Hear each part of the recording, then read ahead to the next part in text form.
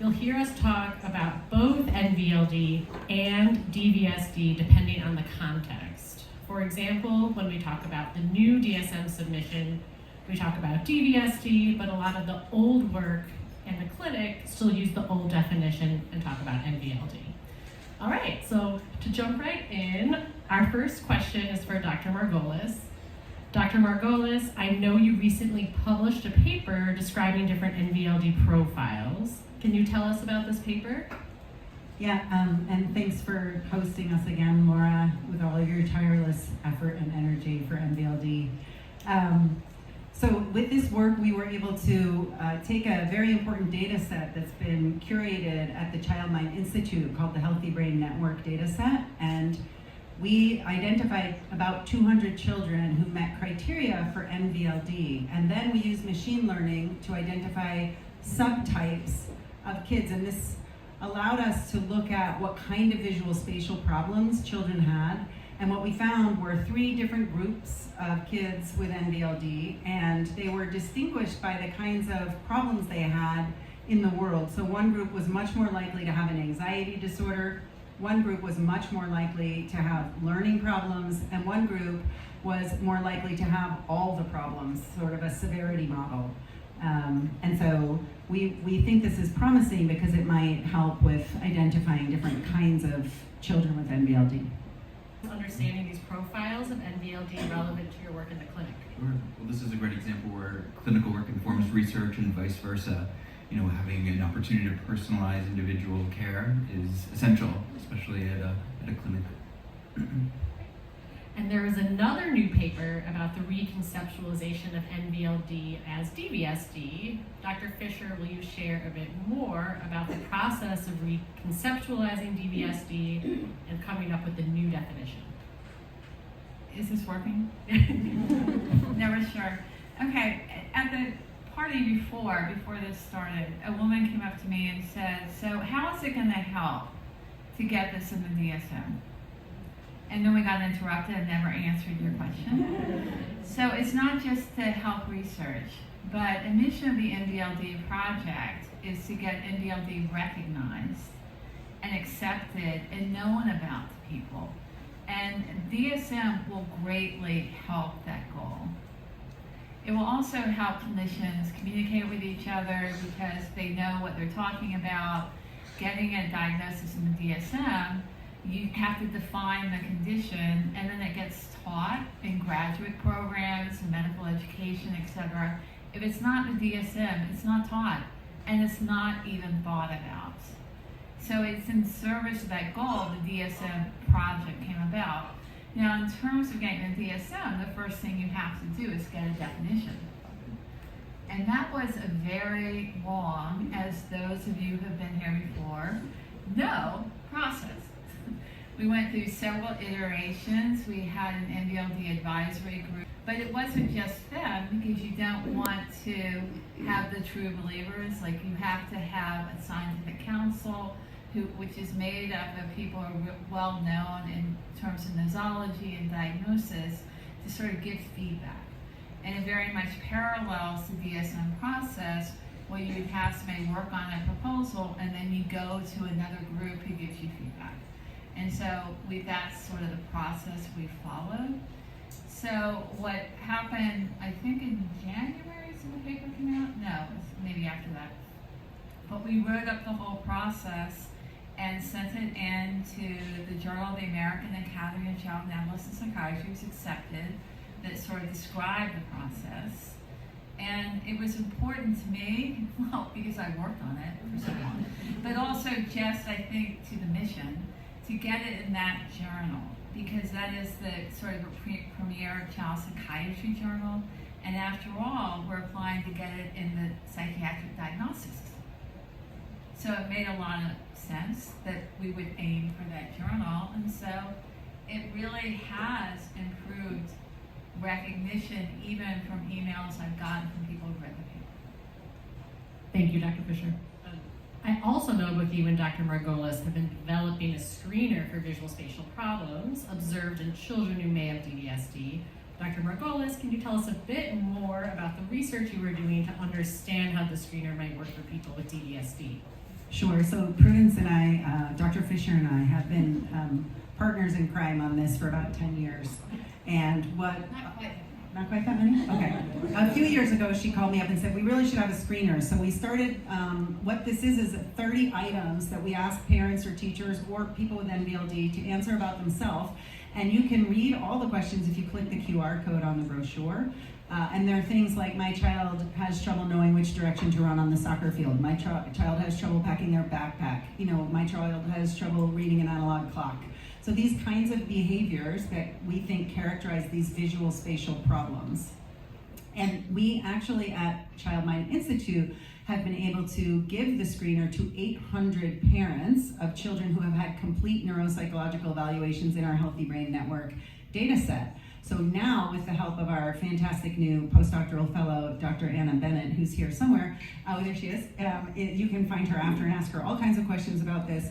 She is working to understand, of these 30 items, do they work together as a particular screener, and which items are most important? Do different items identify different subtypes of kids with NVLD? And we're shrinking this down to a short form, which will be used in the Child Mind Institute Global Center for Mental Health that's funded by Stavros Niarchos Foundation, where we'll then get data from around the world about children with NVLD. And also we're working to add this to, if you've gone to the Child Mind website, you'll see that we have different ways where parents can interact with the website and answer questions about their children, and we're working to have this added there too. So we're really trying to use the screener data that we're analyzing to improve it as a tool and then roll it out to the world so that everybody can have access to a diagnosis. Because of all the stories I've heard here tonight, the common theme is it took so long to find the person who knew what was wrong with me. But once I found out there wasn't something wrong with me, I just have NVLD, and my perspective on myself changed. So I think that's our goal, is to make that happen more. The screener is the one that we're looking at in the Healthy Brain Network is a parent screener. We've developed a parallel form for people to fill out by themselves. Yes. We've translated the parent form into Spanish, and we were also rolling out a teacher form that you can give to teachers, because often, when you're looking at a kid, say, with ADHD, you have a teacher fill out the form, and generally in child psychiatry, you're supposed to get, multiple informants. So it's sort of a suite of questionnaires. And Dr. Lynch, how might a screener like this help in the clinic? Yeah, absolutely. So right now at the Lemle Clinic, we've become sort of a lifespan clinic, and having different iterations of the screener really does help sort of identify if we are the right place for the individuals coming for our services. So in the screener process, in our intake evaluations, parts of the adapted screener are used that sort of help us determine, okay, right, are we ready to proceed with a neuropsychological assessment and connect folks to care or referrals elsewhere, trying to sort of direct folks where they need to go. Do you use the screener items that someone endorses in treatment? Yes, thank you. So that's Dr. Mariah DeSarasi, who works with us also. In addition to, many of our folks either come with a neuropsychological assessment or with Dr. Brickman's support and supervision of students doing the neuropsych there. That's to great. sort of tailor individual treatments that I can talk more about in our panel. So Dr. Fisher, on another note, you mentioned already the importance of the DSM submission. So where are we with the submission? What happened with the resubmission is it came back with what we would call, if it were a paper, a revise and resubmit. Right? Like, oh, the criteria looks fine, but do you have any data on it? It's a new data set. Have clinicians looked at it? Does it have clinical utility? Do they find it easy to use, easy to understand? Is it identifying people who actually need accommodations or services? So, because in the DSM world, they don't want to pick people off the street and just give them a diagnosis. Like, if you're impaired, there have been lawsuits about ADHD in the past and DSM. And so we've been doing a field study to address that. So we're having typical clinicians use the criteria with kids that they've recently evaluated. And so far we have They've submitted 75 cases from 30 something clinicians. And a little peek at the data means that yes, they find it easy to use. Thank God, after all this work. And that kids who they're identifying do have problems, that probably should be addressed. And we'll wait, we're not finished with the study yet, we're still collecting some information, but I think it's enough, right? We also did a That's high praise from Dr. Fisher. I'm like, what? You think so? Yeah. Well, thank you. So, Dr. Lynch, we've talked a little bit about it, and we all know that recognition of DVSD in the DSM is so important to guide treatment. Tell us about treatment of NVLD at the clinic. Absolutely. About the Lemle Clinic, which is housed at the Furkoff Graduate School of Psychology, and this is one of the ways that we're training sort of the next generation of clinicians, as well as offering cutting-edge care to folks who come our way. So right now we have sort of 3 trajectories of care at our clinic. Our clinic uses a sliding scale, which we aim to make therapy and assessment as affordable as possible for everybody. Right now we have an assessment track which helps identify NVLD and sort of helps navigate and segue recommendations for next steps in ongoing care. A CBT-informed, our NVLD-informed CBT program, which offers individual therapy. This is where we adapt CBT to meet the neurotype needs and differences of NVLD. In your QR code, I believe there's the paper by members of our panelists and Dr. Mariah DeCirce on these adaptations for youth. As I mentioned before, we're a lifespan clinic, so we are also adapting, treatments for young adults who are diagnosed either later in development or early in development and have sort of found us along the way. And the newest part of our treatment paradigms is that of supporting families and loved ones. We're calling this sort of our family forum suite of services, which is available for individuals who are diagnosed with NVLD or DVSD and their loved ones, whether that's parents, partners, siblings, etc. So these are sort of the exciting ways in which we're supporting, treatment and identification currently.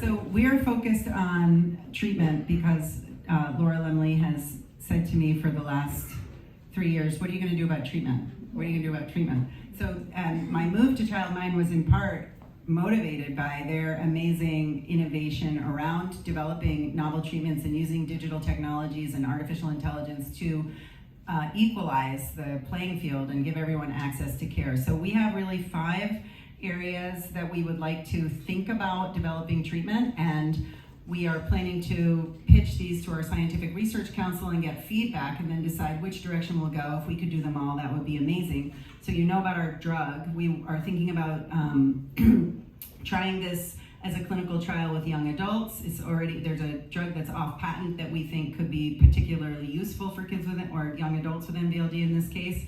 We're thinking about taking Dr. DeCirce's paper on how to modify cognitive behavioral therapy for people with visual spatial deficits and turning it into a manual and doing a clinical trial, which would be a great partnership at Yeshiva. We're thinking about developing a digital tool that teachers could give in schools, the way they give impact testing or an eye chart where you read, and we want to make a suite of digitally delivered visual spatial tasks to identify kids with visual spatial problems, because in the parents in the room, remember when your kids were little and the pediatrician said, does he walk when he was 1? And when he was 2, they said, does he talk? And they never ask you about visual spatial. So we really want to try to bring this out into the clinical care world, and schools we think are a great place. Speaking of schools, we're trying to develop a suite of tools for teachers to use in classrooms, whether they're special ed classrooms or general ed classrooms, to identify children who are having visual spatial problems and how to modify materials. So don't give a chart of the circulatory system to these kids and tell them to memorize it, but give them a story about the circulatory system, and man, they can learn it and be a great cardiologist. And then I have a last one. based on my conversations here tonight, which is really the thing that excites me the most about science, is this community engaged, bi-directional relationships we have. Talking with people here, it seems what we might need is a digital space where people with NVLD can meet and talk to each other and share stories and have a built-in community. And given the power that Childmind already has with its digital reach around the world on the internet, we think, it just got me 100 ideas going as I'm sitting here tonight for an hour. So this is where we're headed. That was more than a minute. But first of all, as we said, we develop these screens. You develop a screen, you write it, you really have to test it. So who are you picking up, who are you not picking up, how can you refine it, how can you get to fewer questions so it can actually screen people, right? And screens pick up too many people, but you can't pick up everybody, right? But you don't want to miss people. So really examining how well the screen works. I think the other thing that is really lacking is when parents come in and they get a diagnosis of child's MBLD or DBSD, whatever it is. Their next question is, so what does that mean? Like, how is his life going to be? What happens to people who have this when they grow up? Is he gonna get married? Is he gonna have a job? Like, what's he gonna do? And the research tells us nothing. Like following up, like what actually happens to people. We did do a survey. In fact, well, I guess the parent surveys, I talked to somebody, but we also did a survey of adults where people talked about their lives and like what it was like. They could give us, it was a snowball sample, it wasn't a great sample, but I think doing a real study, which requires funds, to really examine what happens to people and what is the lived experience of people. I think that's really, really important. Because if you, and I know this not so much from MBLD, but I know when people come in, again, ADHD diagnosis, the parent, well, what does this mean? Like, what is my kid gonna be able to do or not do or whatever? I think that's really important. And I mean, there's a lot of work to be done. I do think getting it in the DSM is important because it will help recognition and people think about and use a common definition. I think it's really important.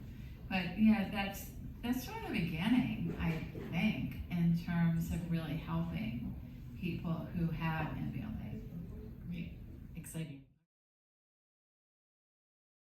Sure, and I'll definitely piggyback off of you, Dr. Fisher, around how do we promote rich, full, meaningful lives. And I think our primary focus at the Lemle Clinic right now is about identification via assessment and then supporting folks with individual therapy. But I agree the need for support groups around shared experience, lived experience, having that be sort of paramount. And then one area we've been sort of thinking a lot about and we've been receiving a lot of feedback and suggestions around is supported employment and vocational career counseling. How do we help individuals with NVLD engage in their goals, whether that be work, school, hobbies, otherwise, and sort of in practical, boots on the ground sort of way, get those goals moving in the direction that they want, and having the services to facilitate that. And I'm also hoping to, in collaboration with everybody here in the research domain, starting my own lab with particular interest in serving adults, who again, have NVLD and adapting, evidence-based treatment paradigms.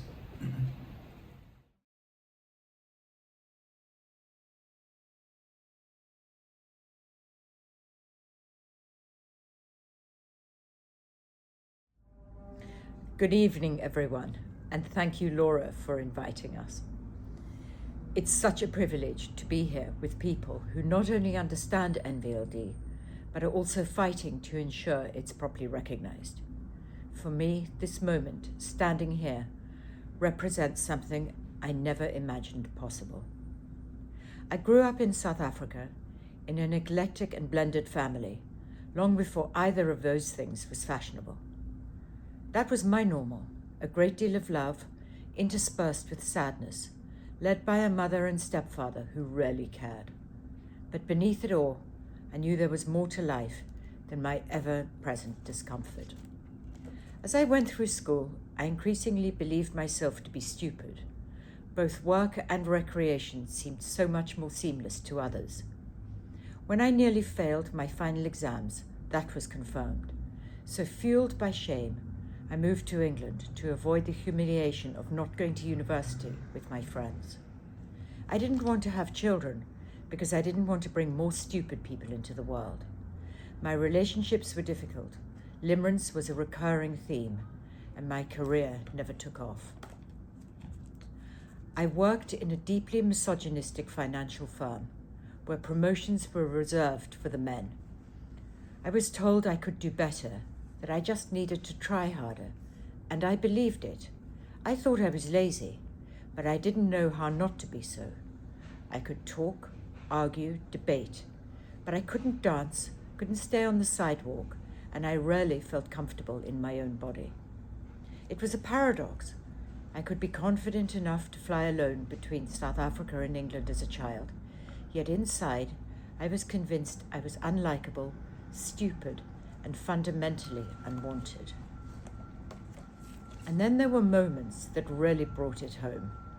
Like the day I wrote off my mother's car. My brother, who is disabled, had hand controls fitted, linking the pedals to the steering wheel.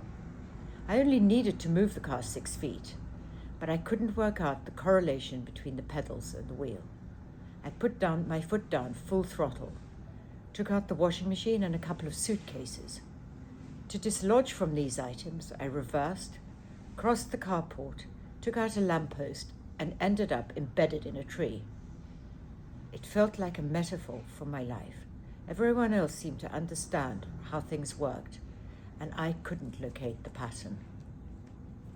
Then in 2013, everything changed, when, after 20 years living on opposite sides of the world, I reconnected with my psychologist stepsister, Dr. Fran Virtue. I told her about my life, the confusion, the failures, the constant feeling that something wasn't adding up, whereupon she suggested I get psychometrically tested. It turns out I'm not stupid at all. As Fran suspected, I have NVLD. It was as if someone had switched on the lights after decades in the dark. I finally had a reason, not an excuse, but an explanation for all the contradictions that had shaped my life. Within weeks, I was on a plane to see her in New Zealand to learn more about NVLD. I was 47, which is a little late for a career start. However, finally I knew what I wanted to do when I grew up. The transition from diagnosis to relaunching my new life was turbulent, leaving a job, battling to recoup inordinate sums of money owed to me, not knowing how my new career would unfold. I also had to reevaluate friendships, which I had built on fear of rejection, subjugation, and acceptance that I would never amount to anything. During this period, I met John. I couldn't believe that this kind of love was possible for me, and yet sometimes still can't. Finally, a kind, smart, and funny man with whom I have a relationship that makes me enormously happy and proud. Now able to concentrate on building my career, one certainty was my determination to help people grow up without the crushing self-doubt, confusion, and lack of confidence that had shadowed me for so long. The challenge, of course, was that in England no one had or has heard of NVLD, or worse, they didn't want to hear about it. Fortunately, I was also diagnosed with ADHD, although I believe I'm far more NVLD, which had just become fashionable in the UK, and therefore gave me a route to start working with people in an empathetic way. There was a brief period of, if only I'd known, I could have studied law, medicine, or both, but I soon realized I'd been given a unique gift. After extensive training, although still avoiding exams, Refocus was born, a neurodivergent coaching practice that John and I now run together. Through it, I've learned more about myself than I ever thought possible. I've gone from feeling isolated and misunderstood to building friendships that truly fit. I'm also learning to let go of relationships where I'm not seen. And that's what I want most for others, for people to know they are not broken, not lazy, not stupid. I still second-guess myself. Friendships and relationships are still and always will be a challenge. But now I understand why, and I have tools and my ever-patient sister. I also have compassion for myself and can halt the spiraling into shame pattern when I miss very obvious cues. I also still have to watch my step for fear of falling off the sidewalk, or more dramatically and true, a meter into a stormwater drain. A huge part of our work at Refocus is to bring NVLD to the UK, to create awareness, to open minds, and to make sure people don't spend decades believing they're less than they are. And yes, we call it neurodivergent coaching because that's the language people recognize, but we know what we're really talking about. As I approach my 60th birthday, I can confirm that it's never too late. It's never too late to understand yourself, to change your life, and to help others do the same. I live a life I envy and will never not be an advocate for NVLD. Thank you.